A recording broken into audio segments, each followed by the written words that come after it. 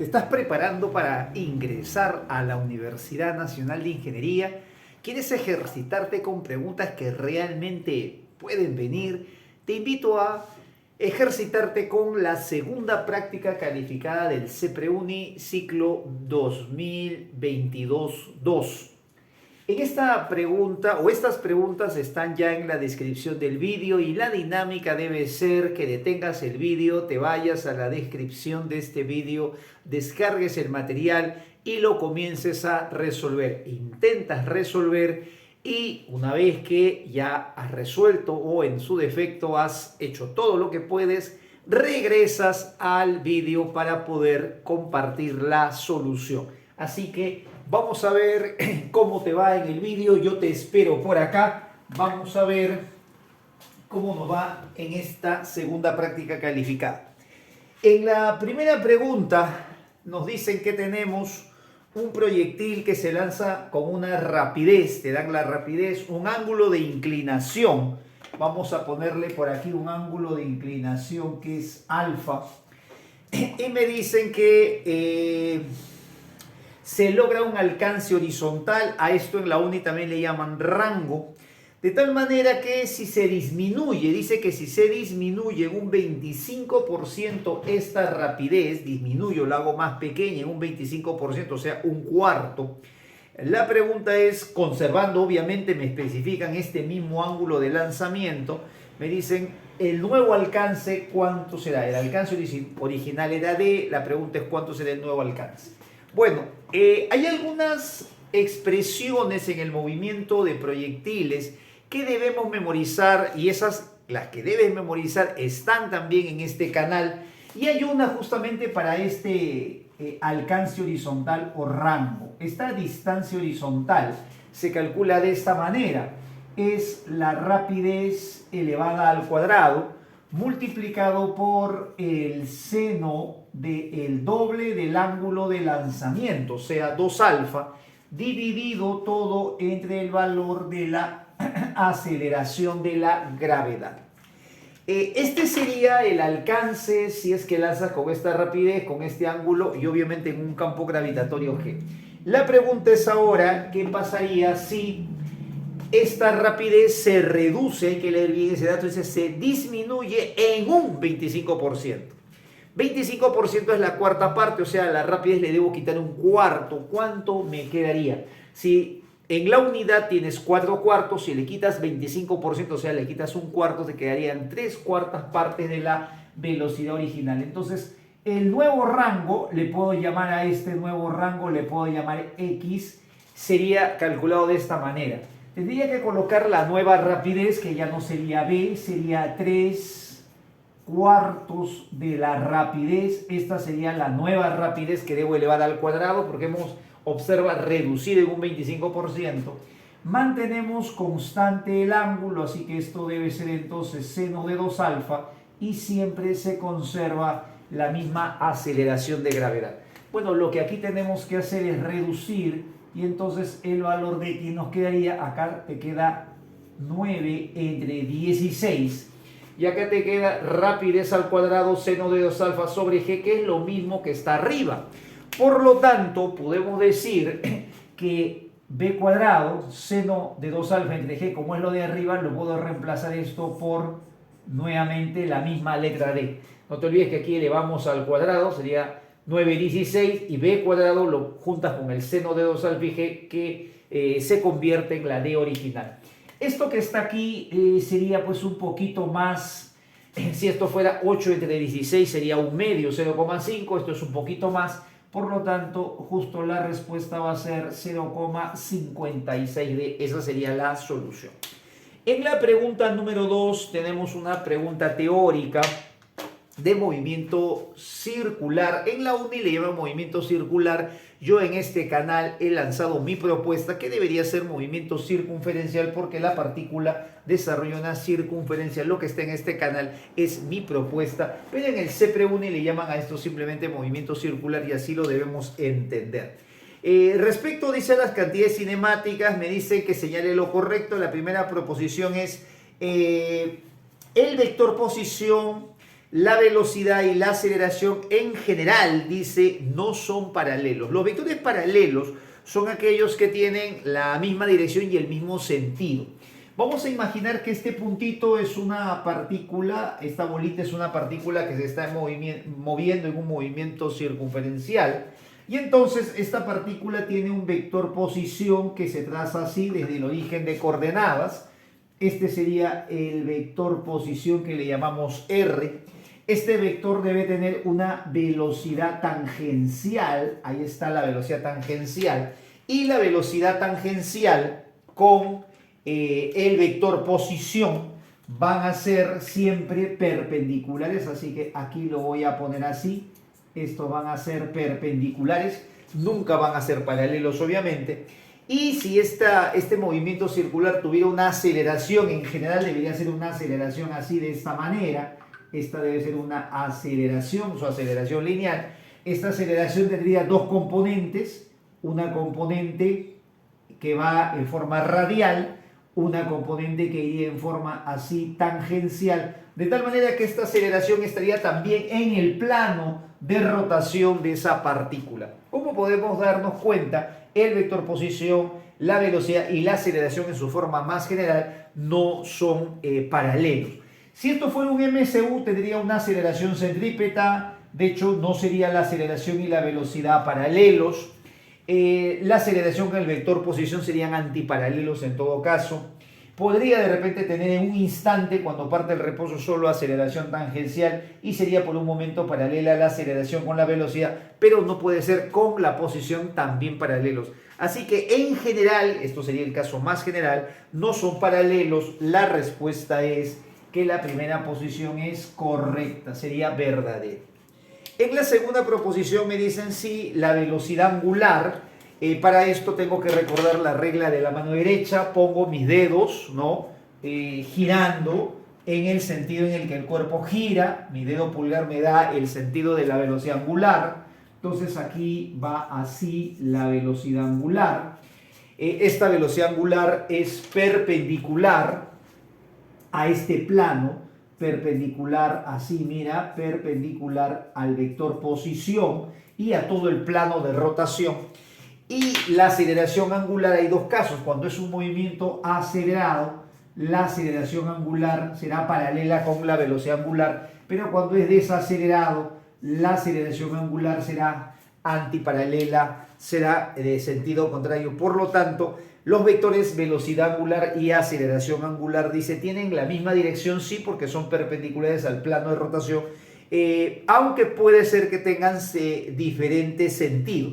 Puede ser que esté a favor a veces y puede ser que esté en contra. Entonces dice, tiene igual dirección, aunque pueden, obviamente sí pueden tener sentidos contrarios, entonces eso también sería correcto. En la tercera dice que el vector velocidad angular dice el vector velocidad angular es perpendicular al vector aceleración lineal. Esta velocidad angular es perpendicular a este plano de rotación vendría a ser toda esta todo este círculo que vemos acá. Toda esta región es un círculo al que pertenece el vector posición, la aceleración, la velocidad, todo esto está en este plano. Entonces, la velocidad angular, el vector aceleración angular, uno de estos vectores puede ser a favor o en contra, y el vector aceleración angular es perpendicular al vector aceleración lineal. La respuesta es verdadero porque esta aceleración lineal está en este plano que es justamente perpendicular al vector aceleración angular. Entonces esto también es correcto. Y finalmente dice la descripción del movimiento circular se facilita con las cantidades cinemáticas angulares. Si nosotros quisiéramos, por ejemplo, en un movimiento circular uniforme, describirlo con la velocidad, vamos a tener el inconveniente que en cada punto, como la velocidad es tangente, va a ser un vector obviamente diferente. Definiendo la velocidad angular tendríamos, por ejemplo, una cantidad cinemática angular constante. La velocidad angular, mientras gira con velocidad angular constante, pues o al girar uniformemente tendría una velocidad angular constante, y eso facilita más la descripción del movimiento, lo hace más sencillo que estar hablando de una velocidad diferente en cada punto. Lo mismo pasa si el movimiento es uniformemente variado, porque tendríamos una aceleración angular constante, mientras que la aceleración en cada punto sería totalmente variable. Entonces, efectivamente, los movimientos circulares se pueden también describir solamente con velocidad, con aceleración, pero su análisis o estudio se hace mucho más complejo. Por esa razón es que se facilita si usamos cantidades cinemáticas angulares. La respuesta es que también es correcta esta expresión. En la pregunta número 3 tenemos una pregunta teórica también interesante que debemos, o que todo estudiante debe repasar. Hay que tener a veces presente que en muchos libros preuniversitarios a veces circulan conceptos que no lo dicen correctamente, así que revisemos esto. Mira, la primera proposición nos piden a ver verdadero o falso, ¿sí? Nos piden señalar verdadero o falso. Acá está la primera proposición, dice: una partícula que se encuentra en reposo continuará indefinidamente en reposo a menos que una fuerza actúe sobre ella y le cambie dicho estado. Para esto debo recordar que dice la primera ley de Newton: todo cuerpo se mantiene en reposo o se mantiene con MRU mientras no existe una fuerza externa que lo obligue a cambiar. Es decir, si no hay una fuerza externa, tiene que mantenerse en ese estado de reposo, si estaba en reposo, y se mantendrá en MRU si es que inicialmente estaba en MRU. Por lo tanto, acá esta proposición sería verdadera. Si una partícula está en reposo, no puede moverse por sí sola, necesita la acción de una fuerza para que abandone ese reposo. Por lo tanto, esto es verdadero. ¿Solo la fuerza puede cambiar el estado de reposo o de movimiento de un cuerpo? La respuesta es verdadero. Justamente esa es la definición de fuerza, que es una conclusión a la que se llega a partir de la primera ley. Una de las utilidades de la primera ley de Newton es justamente que nos permite definir qué es fuerza. Fuerza es aquella cantidad física que justamente altera, cambia, saca a un cuerpo de su estado de reposo o de movimiento. Esto es verdadero.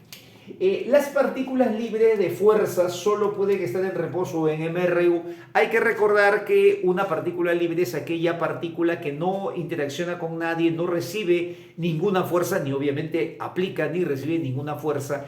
Y todo cuerpo, toda partícula que no recibe la acción de fuerzas tiene que estar en reposo o MRU por primera ley de Newton. Así que las partículas libres de fuerzas que no reciben ninguna fuerza solo pueden estar en reposo o MRU. Esto es verdadero. La respuesta es que los tres son verdaderos. En la cuarta pregunta tenemos,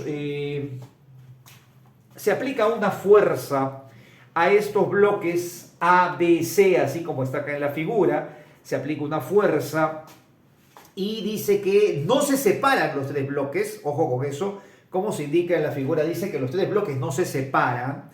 Y el peso dice, perdón, el piso es liso. Acá en el piso no hay rozamiento. Arriba no me dicen nada, pero arriba el piso por lo menos no hay rozamiento. Y me piden el diagrama de cuerpo libre correcto del cuerpo B. Vamos a hacer ese análisis.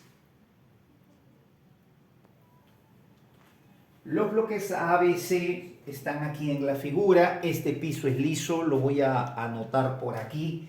El piso no tiene rozamiento, entonces al momento de jalar no hay rozamiento en el piso, pero dice el problema que esto se mantiene junto, y entonces eso significa que aquí entre los bloques A, B y B, C sí tiene que haber rozamiento.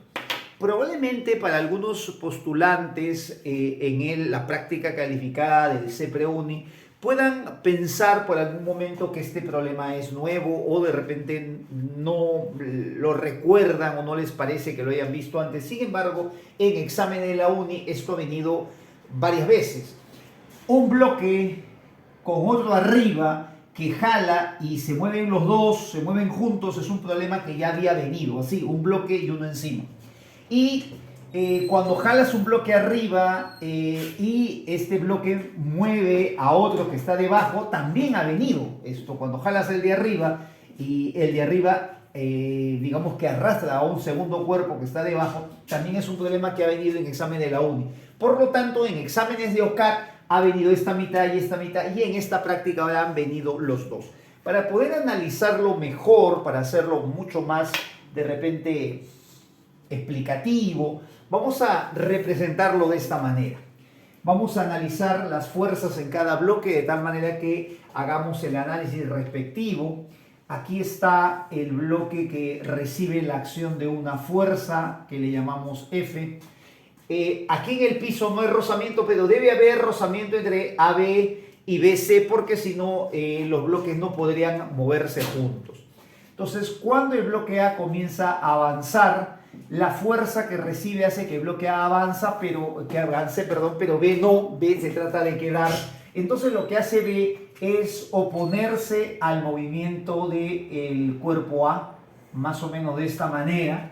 Aquí va a haber una fuerza de rozamiento que le voy a poner a ver así, una fuerza de rozamiento 1. El bloque F, la fuerza F jala el bloque A. El bloque A quiere avanzar, pero debido al rozamiento en el bloque B, ojo que el B no está recibiendo ninguna fuerza en ese momento, entonces el cuerpo quiere por inercia quedarse en su sitio.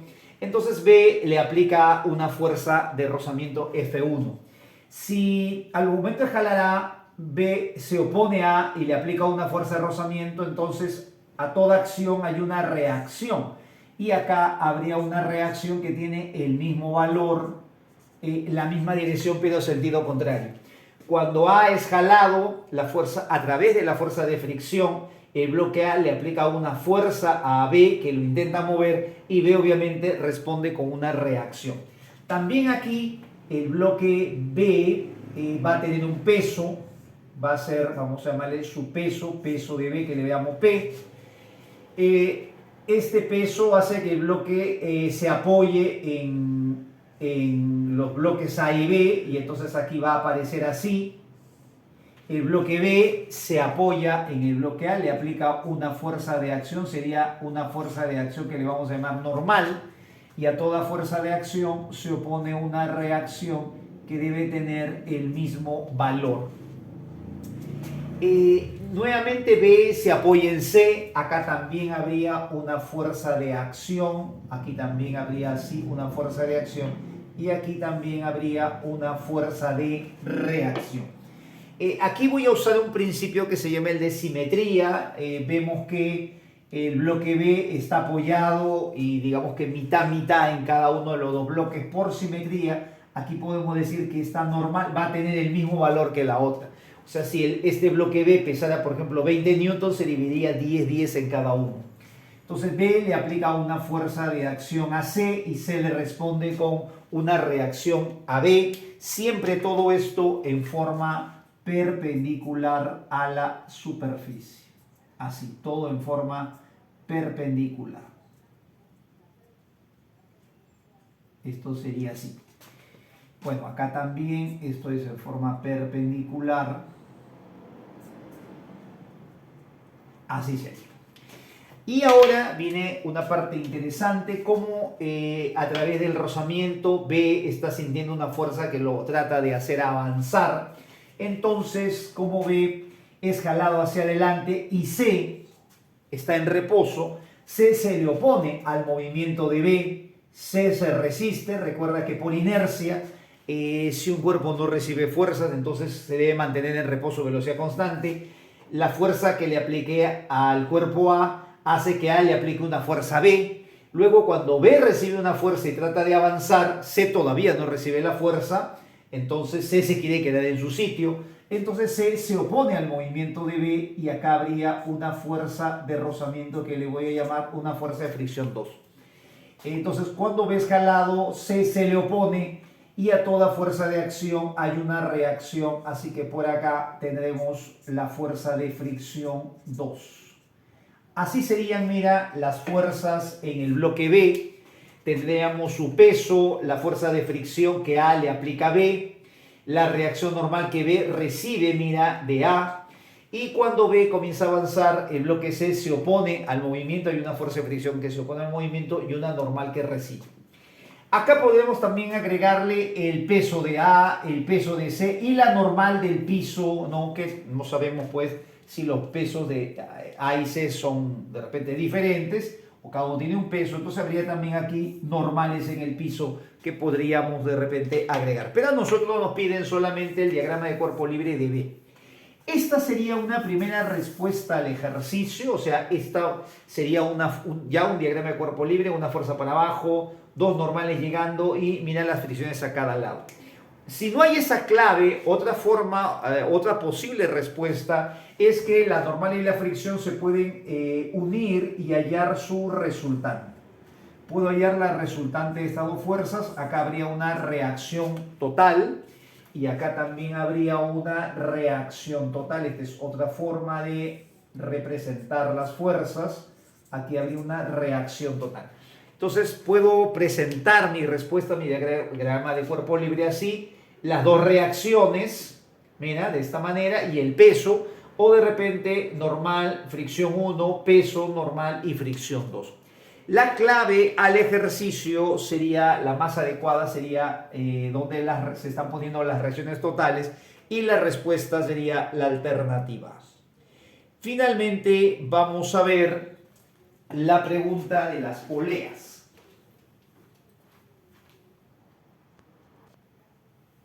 En esta pregunta, en esta última pregunta, la 5, me piden calcular la fuerza F, teniendo como dato que este bloque pesa W y me piden calcular F en términos de W. Me dicen que el peso de cada una de estas poleas es W sextos y me dicen que todo el sistema permanece en equilibrio. ¿Cómo se resuelve este tipo de ejercicios?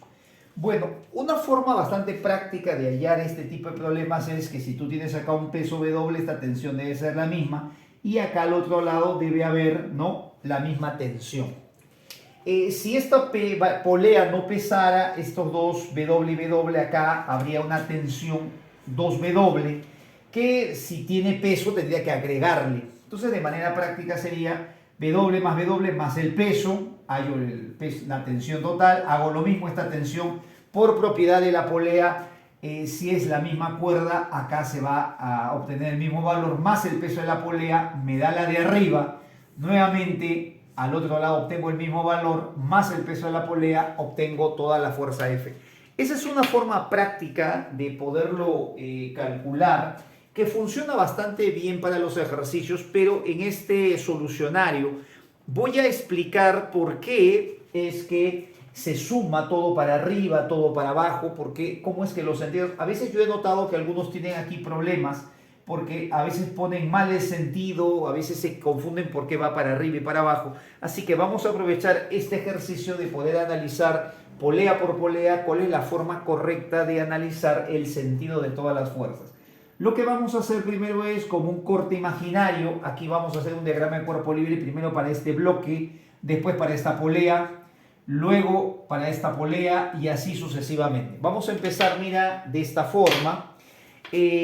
Lo primero que voy a hacer es analizar el bloque.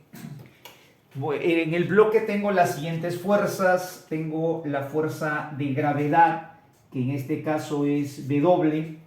Y en todo cable debe haber una tensión que siempre está saliendo del cuerpo. Cuando analizo este bloque, la tensión debe salir y por lo tanto esa tensión es W también. Por eso es W igual al peso del bloque, porque esto tiene que estar en equilibrio. Luego, esta fuerza, esta tensión, por ser el mismo cable, al otro lado también va a haber la misma tensión W. Esa es una propiedad. Si es la misma cuerda, siempre va a ser, recuerda, la misma tensión. Para calcular ahora esta tensión, debo analizar esta polea.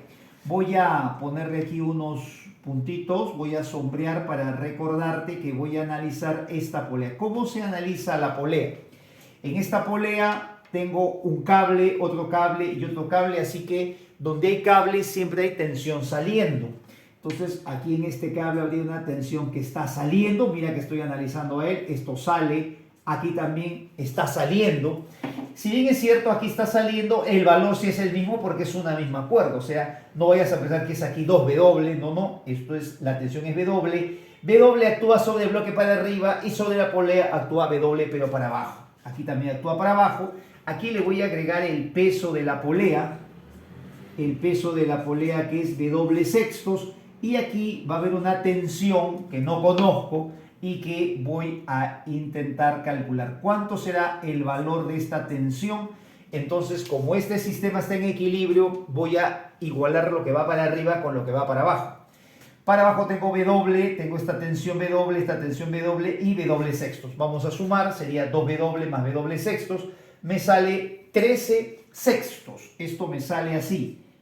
13 sextos de W me sale la tensión sobre este cable. Una vez que ya tengo la tensión en ese cable, ahora voy a analizar la polea de arriba y la voy a sombrear con verde, mira. Voy a analizar la polea de arriba.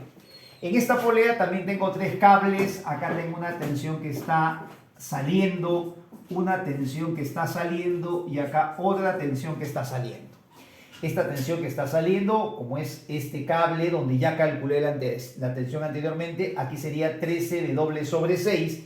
Y acá también tiene que ser el mismo valor, 13 W dividido entre 6. Tengo que agregarle por aquí el peso de la polea, que según dato del problema es W sextos. Entonces me quedaría 13 más 13, 26 más 1, 27 sextos. Ese sería el valor de la tensión acá arriba, sería 27 sextos de W. Esa es la tensión en este cable que lo sostiene. Ahora me voy a ir a la parte superior, voy a analizar esta polea que está en la parte de arriba. Y nuevamente voy a hacer la misma operación. Donde hay un cable hay siempre una tensión que está saliendo. Aquí está la tensión saliendo, acá también saliendo y la fuerza que va para arriba. La tensión en este cable ya calculé que es 27 sextos de W y por ser la misma cuerda acá también sería 27 W sobre 6. A esto le tengo que sumar el peso de la polea que es W sextos. Y entonces ahora voy a sumar todo lo que va para arriba con todo lo que va para abajo. Sería 27 más 27, 54 más 1, sería 55 sextos de W, y esa justamente es la respuesta al problema. Fíjate bien cómo se analiza polea por polea. Mira cómo aquí la tensión va para arriba cuando analizas la polea de abajo, pero mira cómo va hacia abajo cuando analizas el otro cuerpo. Acuérdate siempre que las fuerzas son de acción y reacción y tienen sentido contrario. La fuerza actúa sobre un cuerpo y sobre el otro y van justo en sentidos contrarios. Ahí está el análisis correcto. Obviamente de manera práctica puedes hacer así. Si aquí es W, acá también es W, más W sextos, entonces sumas todo. Tiene que salir de 13 sextos de W. Acá debe ser lo mismo, más W sextos, sumas todo, sale 27. Acá debe ser lo mismo, más el peso de la polea, se suma todo y sale 55 sextos de W. Si no tuviera peso la polea, que es un caso que siempre viene también en exámenes por polea ideal, te dice, simplemente le quitas y sería W, sería 2 veces W, 2 y 2 acá sería 4, 4 y 4 acá sería 8, y esa sería la respuesta. Nos vemos en el siguiente vídeo. ¡Chao!